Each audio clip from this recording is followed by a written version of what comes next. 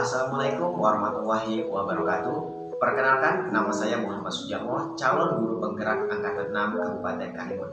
Pada kesempatan ini, saya akan menyampaikan filosofi pemikiran Ki Hajar Dewantara setelah saya pahami, saya maknai, dan saya hayati tentang pendidikan.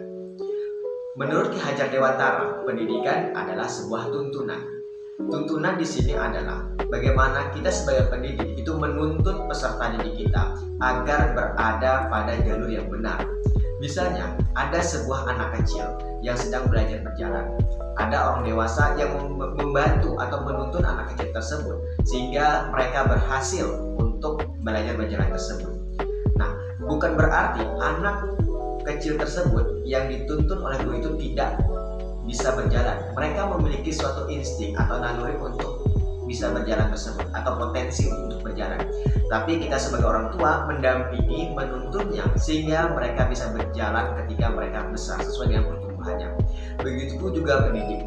Ketika mereka menuntun peserta didiknya, bukan berarti siswa didiknya itu bodoh atau tidak mengetahui apapun. Ada suatu potensi atau kodrat yang mereka bawa dari sejak lahir. Disitulah seorang pendidik menuntun peserta didik tersebut sehingga potensi yang dimilikinya itu bisa tumbuh dan muncul sehingga mereka bisa berguna bagi lingkungan dan masyarakatnya. Yang kedua, pendidikan adalah tempat bersemayam atau bersemayamnya benih-benih kebudayaan atau benih-benih masyarakat. Seperti yang kita ketahui, pendidikan pada zaman kolonial itu mengedepankan tentang pengajaran. Bagaimana pendidik itu hanya mentransfer ilmu-ilmu pengetahuan saja. Pendidikan yang hanya berorientasi kepada materialistis, individualistis, kemudian intelektual, dan pendidikan yang berbasis dengan kolonial. Dan pada saat itu muncullah seorang pendobrak, yaitu Ki Hajar Dewantara dengan visi pemikirannya membentuk atau membangun sebuah taman siswa, di mana taman siswa ini memberikan sebuah nilai-nilai kebudayaan sehingga peserta didik tidak kehilangan jati diri bangsanya. Nah, pada pendidikan sangat ini kebudayaan sangat penting sekali untuk ditumbuhkan di dalam diri murid sehingga jati diri, karakter setiap peserta didik itu tidak hilang ketika ada ilmu pengetahuan dari luar masuk ke daerah kita. Yang ketiga, pendidikan ini adalah memberikan tentang budi pekerti, di mana budi pekerti itu ada 4 poin yang harus kita pahami sebagai pendidik, dan bagi peserta didik 4 poin ini ada satu hal yang penting yang menentukan bagaimana keberadaan mereka itu di lingkungan masyarakat. Yang pertama, yaitu mempertajam pikiran peserta didik. Yang kedua, memperhalus perasaannya peserta didik. Yang ketiga, memperkuat kemauan, tekad, dan motivasi peserta didik. Dan yang keempat, menyehatkan tenaga peserta didik. Ketika 4 hal ini berjalan secara seimbang, maka peserta didik akan menjadi seorang pribadi yang bijaksana dalam menyikapi sebuah permasalahan di lingkungan hidupnya.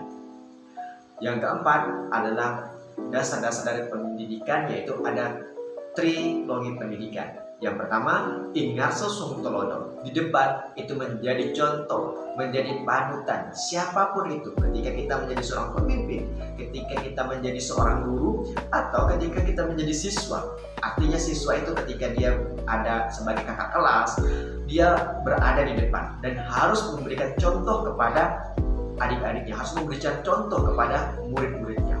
Ingat dia mengungkarso, di tengah dia memberi semangat. Dia menjadi seorang pendobrak, dia menjadi seorang yang membangkitkan sebuah kreativitas. Dan yang ketiga yaitu tungguri handayani, di belakang dia menjadi seorang pendorong. Nah, dari trilogi pendidikan ini tentu saja ada sesuatu hal yang tidak asing yang sering kita dengar. Disinilah letak dasar-dasar pendidikan yang sering kita dengarkan.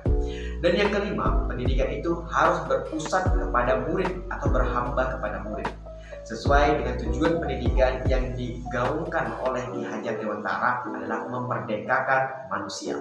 Artinya pendidikan itu memerdekakan peserta didik. Bagaimana peserta didik itu menjadi pusat, mereka bebas melakukan dan memilih menentukan apa yang ingin mereka lakukan. Dalam tanda kutip, dalam kemerdekaan tersebut tetap dengan memikirkan keterbatasan dan kepentingan dari orang-orang di sekitarnya.